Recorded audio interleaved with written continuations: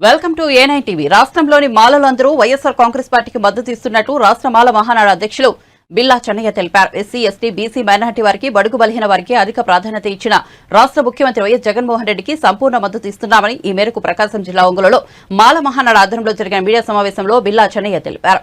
దేశంలో, రాష్ట్రంలో బడుగు బలహీన వారికి ముఖ్యమంత్రి చేయూత సంక్షేమ ఫలాలు అందిస్తున్న జగన్మోహన్ రెడ్డిని తిరిగి మరలా ముఖ్యమంత్రిని చేయడమే మా యొక్క ప్రముఖ లక్ష్యమన్నారు. అన్నదమ్ములుగా కులాలను వెనుకబడి ఉన్న సోదరులను విడదీసే ఏకవచనంలో ఉన్న చంద్రబాబు అలాగే ఎస్సీ కేసు వద్దని ఏ ఒక్కరూ మర్చిపోలేదని, చంద్రబాబు ముఖ్యమంత్రిగా ఉన్నప్పుడు అధికారులను హింసించి అవమానించగా అందరికీ సుపరిచితమేనని అన్నారు. అలాగే దళితులుగా ఎవరు పుట్టాలని కోరుకోరని కూడా చంద్రబాబు ఎద్దేవా చేశారని, అలా మాట్లాడిన చంద్రబాబును ద్రోహిగానే మేము చూస్తామని చెన్నయ్య అన్నారు. కావున రాష్ట్రంలోని మాలలంతా మరొకసారి జగన్ కు ముఖ్యమంత్రిగా అధికారం ఇచ్చి సంక్షేమ ఫలాలను తిరిగి పొందాలని తన అభిప్రాయం వ్యక్తం చేశారు. అలాగే జిల్లాలోని అన్ని సామాజిక వర్గాలు ఒంగోలులోని ఎమ్మెల్యేగా బాలినేని శ్రీనివాసరెడ్డిని, ఎంపీగా చెవిరెడ్డి భాస్కర్ రెడ్డిని అత్యధిక మెజార్టీతో గెలిపించుకుంటామని మాల మహానాడు రాష్ట్ర కమిటీ తరపున వైఎస్ఆర్ కాంగ్రెస్ పార్టీకి సంపూర్ణ మద్దతు ఇస్తున్నామని తెలిపారు. ఈ మీడియా సమావేశంలో ఒంగోలు నగర mayor Gangada Sujatha, Arogyasri special officer Yadala Ashok Babu, YSRCP యువనేత బాలినేని ప్రణీత్ రెడ్డి, మాల మహానాడు రాష్ట్ర ఉపాధ్యక్షులు బత్తుల వెంకట్రావు, ప్రకాశం జిల్లా సహాయ కార్యదర్శి లింగంగుంట కార్తిక్, ఒంగోలు పట్టణ కార్యదర్శి గురవయ్యతో పాటు పలువురు మాల మహానాడు కార్యకర్తలు పాల్గొన్నారు. దళితుల మీద దాడులు, దళితుల భూములు, ఇవన్నీ చంద్రబాబు నాయుడు టైంలో దేశం మొత్తం మీద మొదటి స్థానంలో ఉన్నప్పుడు మేము ఆ రోజు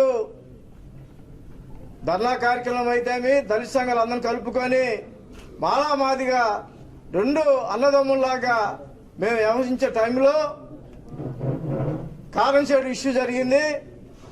కారంచేడు ఇష్యూలో మా సోదరుల్ని దాదాపు 7-8 మందిని చంపడం జరిగినది. ఆ రోజు ముఖ్యమంత్రి చంద్రబాబు నాయుడు ఇవాళ పురంధేశ్వరి అనే బీజేపీ అధ్యక్షురాలు వాళ్ళ బంధువులు ఉన్న కారంచేడు ఊర్లో చంపితే, ఇది కారంచేడు ఇష్యూ దగ్గర నుంచి దళితులు ఐక్యంతో ఉన్నారని చెప్పని ఆలోచనతోటి చంద్రబాబు నాయుడు ఒక కుట్ర పన్ని మా మధ్య ఏబీసీడీ వర్గీకరణ అని చెప్పని ఒక కృష్ణ మాదిగని దగ్గర తీసి మాదిగల్ని మోసం చేసి చంద్రబాబు నాయుడు ఆ విధంగా కారంచేడు ఇష్యూ నుంచి ఈరోజు వరకు కూడా మేము అన్నదమ్ముల్లాగా ఉండే వాళ్ళమే మనస్పాతలు తీసుకొచ్చే సందర్భం చంద్రబాబు నాయుడు. అదేవిధంగా ఈస్ట్ వెస్ట్లో గరికిపోరు కానీ, నెల్లూరు జిల్లాలో కానీ చంద్రబాబు నాయుడు అట్రాసిటీస్ కేసులు తీసేపించి ప్రైవేట్ వ్యక్తుల ద్వారా కూడా డబ్బులు ఇప్పించే సందర్భాలు చాలా ఉన్నాయి. మేము ఇందుకు బీజేపీని, తెలుగుదేశం పార్టీని వ్యతిరేకిస్తున్నామంటే, తెలుగుదేశం పార్టీ చంద్రబాబు నాయుడు ముఖ్యమంత్రిగా ఎస్సీలో ఎవరైనా పుడతారా అనే ఒక ఐఏఎస్ ఆఫీసర్ని కానీ పబ్లిక్గా ఒక ముఖ్యమంత్రి స్థాయిలో ఉండి మాట్లాడటం అనేది కూడా ఇది మంచి పని కాదు. బీజేపీ గవర్నమెంట్ మతాలతోటి క్రిస్టియన్స్ని కానీ ముస్లిమ్స్ని కానీ వాళ్ళందరి మీద దాడి చేసే పరిస్థితి, ఓపెన్గా రాజ్యాంగాన్ని మారుస్తాను, రాజ్యాంగాన్ని 400 సీట్లు వస్తే మారుస్తానని చెప్పని బీజేపీ చెప్పడం, ఈ రెండు కోటాలు చంద్రబాబు నాయుడు, బీజేపీ వీళ్ళందరూ కలిసి జగన్ గారిని ఓడించడానికి పెద్ద పన్నాగం పెట్టి, ఇక్కడ జగన్ గారు మేము ఒకటే చెప్పదలుచుకున్నాం, గ్రామ సచివాలయంలో ఉద్యోగం చేస్తామన్నారంటే దాదాపు 90% ఎస్సీ, ఎస్టీ, బీసీ మైనార్టీలు, వాళ్ళకి ఉపాధి కల్పించిన జగన్ గారు, అదేవిధంగా దళితులకు సంబంధించిన సమస్యల మీద వెంటనే అతనికి తెలిసిన వెంటనే స్పందించడం అనేది కూడా మేము ప్రత్యక్షంగా జగన్ గారిలో చూశాం. ఈ జిల్లాలో దామచర్ల జనార్దన్ ఎమ్మెల్యేగా ఉన్నప్పుడు మేము ఆ రోజుల్లో విజయ్ కుమార్ సార్ కలెక్టర్గా ఉన్నప్పుడు అంబేద్కర్ ఆడిటోరియాన్ని శాంక్షన్ చేస్తే కాంగ్రెస్ గవర్నమెంట్లో జనార్దన్ గారు ఆ రోజు శంకుస్థాపనకి మొదలుపెట్టి శంకుస్థాపన చేసే పరిస్థితుల్లో ఈ స్థలం దళితులకి ఎందుకు ఇవ్వాలి, దేనికి ఇవ్వాలి అని శంకుస్థాపన ఆపి మా దళితులకు సంబంధించిన అంబేద్కర్ ఆడిటోరియం స్టడీ సర్కిల్ అది ఈ జిల్లాలో స్టడీ సర్కిల్ లేదని ఆ స్థలం మున్సిపల్ హై స్కూల్ పక్కన స్థలంని ఎప్పటి నుంచో రాజశేఖర్ అన్న టైంలోనే దీని మీద కౌన్సిలర్గా ఉన్నప్పుడు గొడవేయి అది మేడం గారు వచ్చిన తర్వాత క్లియరెన్స్ అయిన తర్వాత కూడా ఈరోజు నేను ఓపెన్ గా చెప్తున్నాం, జగన్ గారిని ఈ విషయం మీద అంబేద్కర్ ఆడిటోరియం విషయం మీద నేను కలిశాను, మా బృందం కలిసింది. వెంటనే అధికారులకు ఆదేశించి శాంక్షన్ చేయడం జరిగినది. ఇది ఎలక్షన్ టైంలో మేము చెప్పకూడదని చెప్పని ఎక్కడ కూడా నేను చెప్పదలుచుకోవాలా. శాంక్షన్ అంటే అడ్మినిస్ట్రేషన్ శాంక్షన్ ఆల్రెడీ అయిపోయింది, కానీ ఫైనాన్స్ లో పెండింగ్ ఉంది.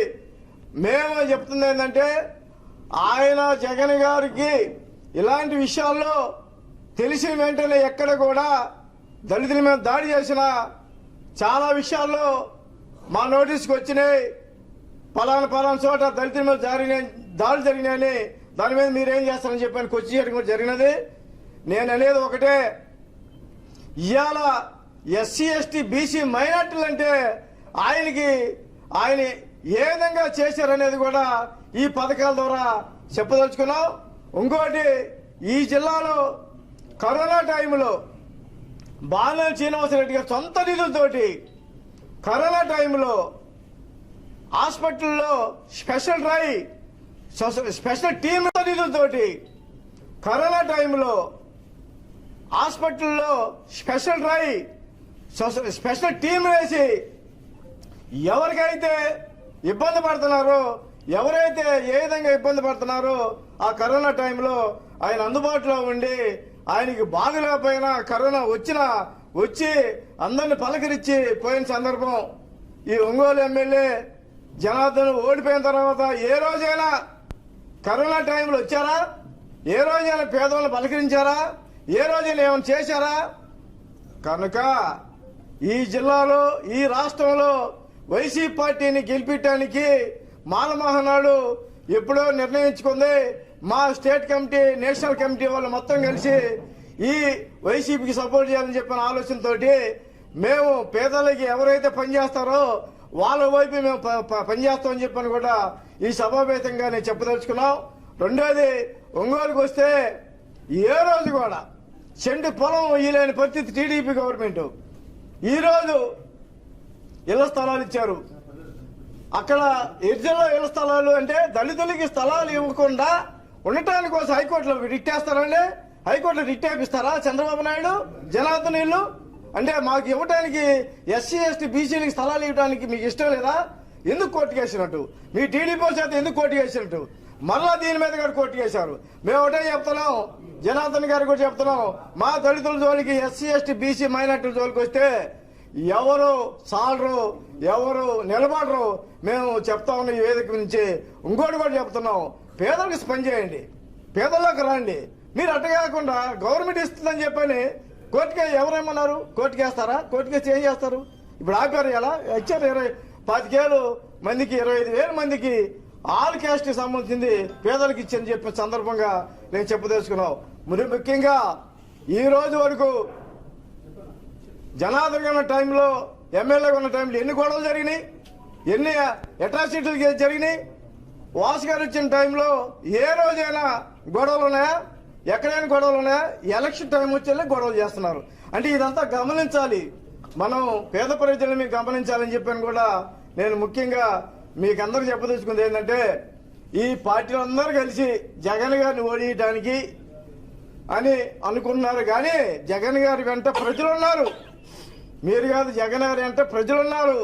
కరోనా టైంలో ఆ రోజుల్లో పనులు లేక ఇబ్బంది పడే పరిస్థితుల్లో ఉంటే జగన్ గారు ఆ సంక్షేమ కార్యక్రమంలో డైరెక్ట్ గా డబ్బులు ఇవ్వడం అనేది చరిత్రలో ఉందా? ఈ దేశంలో ఏ రాష్ట్రంలో ఉందా?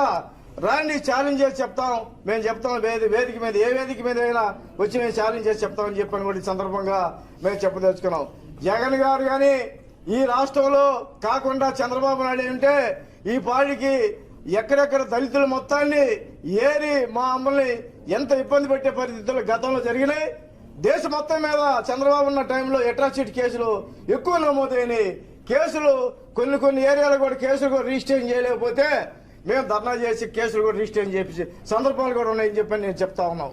కనుక మేము మాలమహానాడు తరఫున వైసీపీ పార్టీకి మేము ఈ ఎలక్షన్స్ కి మేము సంపూర్ణంగా మద్దతు ఇస్తున్నామని చెప్పని కూడా నేను చెప్పదలుచుకున్నాం.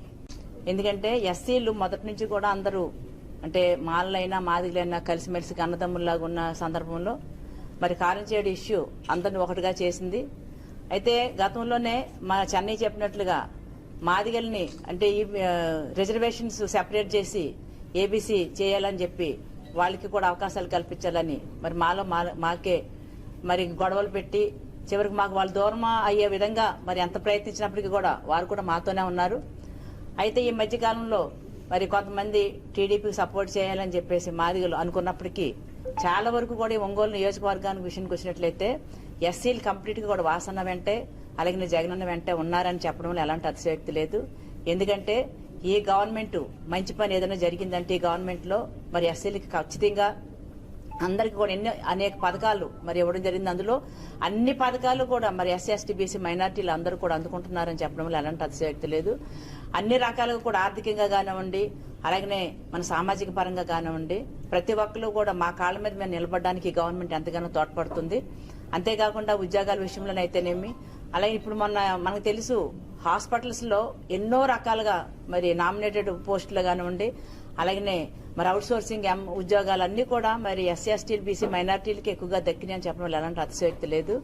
ఇప్పుడు మరి మా రాష్ట్ర అధ్యక్షులు మరి ఖచ్చితంగా మాలలందరూ కూడా వైసీపీ ప్రభుత్వానికి కూడా మరి సపోర్ట్ చేయాలని చెప్పేసి వారు కోరుతున్నారు. నిజానికి అందరూ కూడా వైసీపీ వైపే ఉన్నారు. ఎందుకంటే అన్ని రకాల పథకాలు అందడమే కాకుండా ప్రతి విషయంలోనూ కూడా మరి మంచి అంటే ఏదైనా జరిగిందంటే ఈ గవర్నమెంట్ లో మరి వైసీపీ గవర్నమెంట్ లోనే జరిగిందని చెప్పొచ్చు. ముఖ్యంగా మన ఒంగోలు విషయానికి వచ్చినట్లయితే మరి వాసన్న ఎప్పుడు కూడా వెనకబడిన వాళ్ళు మమ్మల్ని ఏనాడు కూడా పక్కన పెట్టలేదు. ప్రతి విషయంలోనూ కూడా మరి అన్ని రంగాల్లోనూ కూడా మాకే ముఖ్యంగా ప్రయారిటీ ఇవ్వడం. అందులో ముఖ్యంగా నేను దానికి అందరికి నిదర్శనం ఏంటంటే నేను మరి మేయర్గా మొట్టమొదటిసారిగా కార్పొరేషన్ అయిన తర్వాత నాకు ఫస్ట్ టైం అవకాశం కల్పించి మరి ఎస్సీలుగా ఎంత ప్రాధాన్యత ఇస్తున్నారు అని చెప్పడానికి నేనే ఒక నిదర్శనం. ఎందుకంటే మరి ఫస్ట్ మేయర్ స్థానం కావాలని ఎవరైనా కోరుకుంటారు. రిజర్వేషన్ మాత్రము ఖచ్చితంగా మరి నా కోసమని ముఖ్యంగా ఎస్సీల కోసమని రిజర్వేషన్ చేయించడం, అందులో మహిళ నా కోసమే ఈ రిజర్వేషన్ చేయించి నాకు మంచి అవకాశం కల్పించారంటే మన ఎస్సీల మీద మరి వాసానికి ఎంత అభిమానం ఉందని చెప్పడానికి ఇదొక విశేషంగా నేను చెప్తున్నాను. అంతేకాకుండా మనకు చంద్రబాబు నాయుడు విషయానికి వచ్చినట్లయితే మరి ఎస్సీలుగా పుట్టాలని ఎవరన్నా కోరుకుంటారా అని అంటే ఎస్సీలు కించపరచడం జరిగింది. అంతేకాకుండా మరి చింతమనేని ప్రభాకర్ అయితే మరి మీకెందుకు రాజ్యాధికారం అని చెప్పేసి వాళ్ళని అవమానపరచడం జరిగింది. అంతేకాకుండా మరి టీడీపీ టైంలో అనేక మంది వాళ్ళ ఎమ్మెల్యేలు కానివ్వండి మినిస్టర్లు కానివ్వండి ఎస్సీలని బీసీల తోకలు కత్తిరిస్తామని కూడా చెప్పడం జరిగింది. ఇలాగా వాళ్ళ యొక్క టైంలో ఎస్సీ ఎస్టీ బీసీ మైనార్టీలు ఎన్నో రకాలుగా అవమానాలు పొందితే మరి మా యొక్క వైఎస్ఆర్ కాంగ్రెస్ పార్టీ ఈ ప్రభుత్వం టైంలో మాత్రము అన్ని రకాలుగా కూడా ముందంజలో పోవడానికి అవకాశం కల్పిస్తుంది ఈ ప్రభుత్వం, ముఖ్యంగా ఇక్కడ మా వాసన్న. కాబట్టి ఖచ్చితంగా ఎస్సీలు ఒక్క విషయాన్ని మీరు అందరూ కూడా గుర్తుపెట్టుకోవాలి. మనముగా ఉండాలన్నా మన కాళ్ళ మీద మనం నిలబడాలన్నా ప్రతి ఒక్క విషయంలో కూడా ఈ ప్రభుత్వాలు సపోర్ట్ గా ఉండాలన్నా కూడా మనం ఖచ్చితంగా ప్రభుత్వానికి అలాగే ముఖ్యంగా వాసనకి కూడా సపోర్ట్ చేసి మరి అత్యధిక మెజార్టీ ఇచ్చి నిజంగా వాళ్ళ మెడలో వంచి నిజంగా ఈ ప్రభుత్వంలో మేము సుఖ సంతోషాలతో ఉన్నామని చెప్పడానికి ఇది ఒక తార్కాణంగా ప్రతి ఒక్కరు కూడా తీసుకోవాలని చెప్పేసి కోరు. జిల్లా మైనార్టీస్ జాయింట్ కన్వీనర్ గా గౌస్ గారు కన్వీనర్ గా చేశాడు 80s లో. అక్కడ నుంచి ఇప్పటికి 40 సంవత్సరాలు నేను నెవర్ సీన్ ఆ విధమైన దాతృత్వం కలిగిన వాడు, ఆ విధమైన మనసు కలిగిన వాడు, ఆ విధమైన తలంపు కలిగిన వాడు, పేదలకు నిత్యము సహాయం చేయాలనే తలంపుతో ముందుకు నడిచేటువంటి వ్యక్తిని నేను ఎన్నడూ చూడలా రెండో నార్పడి గారి తర్వాత. అలాంటి వ్యక్తి ఈనాడు మన మధ్య ఉన్నాడు. మన మధ్య ఆయన శాసనసభ్యుడిగా నిలబడ్డాడు 5వసారి. 4 సార్లు ఆయన్ని బాగా బలమైనటువంటి మెజార్టీతో గెలిపించాం. 6వసారి నిలబడ్డాడు కనుక ఒకే విషయం చెప్తున్నాను నేను. అంటే నేను ఆల్రెడీ చెప్పకపోయినా మా జాతి ఒక పక్క వాలింది, దానికి ఇంకా తిరుగులేదు. అది వాసు గారికి కూడా తెలుసు. ఒంగోలు నియోజకవర్గంలో ఉన్నటువంటి ఈ జాతి మొత్తం వైసీపీకి అంటుకట్టబడింది అనేది వాస్తవాన్ని ఆయన గుర్తెరిగాడు. బట్ నేను మళ్ళా ఒకసారి అప్పీల్ అనమాట. ఎందుకంటే నేను ఇక్కడ 3 సార్లు కౌన్సిలర్ గెలిచాను, 40 ఏళ్లుగా రాజకీయాల్లో ఉన్నాను కనుక మరొకసారి మా జనాంగానికి నేను అప్పీల్ ఇవ్వాలనే తలంపుతోటి ముందుకు చెన్నై గారు పిలిస్తే నాకు వేరే చర్చల ప్రోగ్రాం ఉండి నేను సెక్రటరీ అయినప్పటికీ ఆ మధ్యలో రావడం జరిగింది. కేవలం ఏంటంటే మన బాలినేని శ్రీనివాసులరెడ్డి గారిని అత్యధిక మెజార్టీతో గెలిపించాలంటే మన వంతు సహాయం కూడా ఉండాలి, మనం కూడా అందులో భాగస్వాములై ఉండాలి అని తలంపుతోటి నేను రావడం జరిగింది. దయచేసి మీడియా ద్వారా మిత్రులందరూ, దళిత బహుజనులు, ఎందుకంటే కొంతమంది అంటే మాలల వరకే కాదు, మాదిగలో కూడా దాదాపు 80% వైసీపీలోనే ఉన్నారు నాకు తెలిసి. చాలా మందికి తెలియదు ఆ విషయం. ఆయన చెప్పినా ఇంకొక ఆయన చెప్పిన వీళ్ళు మారేది లేదు, పోయేది లేదు. కనుక ఖచ్చితంగా అత్యధిక మెజార్టీతో గెలుస్తాడు బాలినేని శ్రీనివాసులరెడ్డి గారు, గెలిపిస్తాడు మనమందరం కలిసి మనం చేస్తూ మరొకసారి ఇంకొక విషయాన్ని ప్రస్తావించి ముగిస్తా. భారతదేశ వ్యవస్థలో అనేక రకాల పోరాటాలు జరుగుతుంటాయి. కానీ ఇటీవల కాలంలో మణిపూర్లో ఒక భయంకరమైనటువంటి పరిస్థితి ఏర్పడ్డది. గిరిజన క్రైస్తవుల్ని ఊచకోసుకొచ్చారు. కానీ ఆ ప్రాంతాన్ని సందర్శించలేదు నేటికి మన ప్రధానమంత్రి. కారణం ఎంతో తెలియదు మాకు. అంటే వాళ్ళు మనుషులు కాదా? అక్కడ అధికారం ఉంది, బీజేపీ ప్రభుత్వం ఉంది. బట్ ఆ ప్రాంతాన్ని ఆయన సందర్శించకపోవడంలోని కారణం ఏంటి? వారు మనుషులు కాదా? రాక్షస తెగ? కనుక నేను ఒకటే అడుగుతున్నాను సూటిగా మీడియా ద్వారా, ఎప్పటికైనా సరే వారిని సంరక్షించదలసినటువంటి బాధ్యత మీ మీద ఉంది. మీరు దేశ ప్రధానిగా వారు పొందినటువంటి బాధల్లో, కష్టాల్లో, శ్రమల్లో, దుఃఖంలో మీరుండి పాలిభాగస్తులై వారికి సేవ చేయాల్సిన బాధ్యత ఉండి దాన్ని మీరు విస్మరించారు. కనుక మా ఓటు మీరు ఎట్లా అడుగుతారు అని నేను మిమ్మల్ని ప్రశ్నిస్తున్నాను వారిని మీడియా ద్వారా. కనుక ఇప్పటికైనా దేశంలో దళితుల పట్ల జరుగుతున్న అరాచకాన్ని అరికట్టి మంచి సహృదయ వాతావరణాన్ని సమకూర్చాలని కోరుకుంటూ మీడియా ద్వారా నా యొక్క ఈ సందేశాన్ని ప్రజలకు అందిస్తున్నాను. డాక్టర్ బిఆర్ అంబేద్కర్ గారి యొక్క కళ ప్రతి ఒక్కరికి కూడు, గుడ్డ, విద్య, వైద్యము ఉండాలనేది ముఖ్యమైన ఉద్దేశం డాక్టర్ బిఆర్ అంబేద్కర్. అప్పుడే నా జాతికి ఉపయోగపడుతుంది అని కల కనేవాడు అంబేద్కర్. ఆ కళను ఈ స్వతంత్రం వచ్చిన తర్వాత తీర్చిన వ్యక్తుల్లో ముఖ్యమైన వ్యక్తి డాక్టర్ వైఎస్ రాజశేఖర రెడ్డి గారు. పేదలకు ఆరోగ్యశ్రీ ఉండాలని, పేదలు వాళ్ళ దగ్గర డబ్బులు ఉండవని, బాలింతలు వచ్చినప్పుడు 108 ఉండాలని, వాళ్ళకి మంచి ఇళ్లు ఉండాలని డాక్టర్ వైఎస్ రాజశేఖర రెడ్డి గారు చాలా వరకు చేసి వెళ్లారు. ఆయన తనడైనటువంటి వైఎస్ జగన్మోహన్ రెడ్డి గారు ముఖ్యమంత్రి అయిన తర్వాత దాదాపుగా నవరత్నాలకు శ్రీకారం చుట్టి ఈ రాష్ట్రంలో దాదాపుగా మనం చూసినట్లయితే మాలలకు సంబంధించిందే జనరల్ కార్పొరేషన్ చైర్మన్స్ 14 ఇవ్వటం జరిగింది. జనరల్ కార్పొరేషన్ డైరెక్టర్స్ ని 51 ఇవ్వటం జరిగింది. జడ్పీ చైర్మన్లు రాష్ట్రం మొత్తంలో మాలలకు సంబంధించింది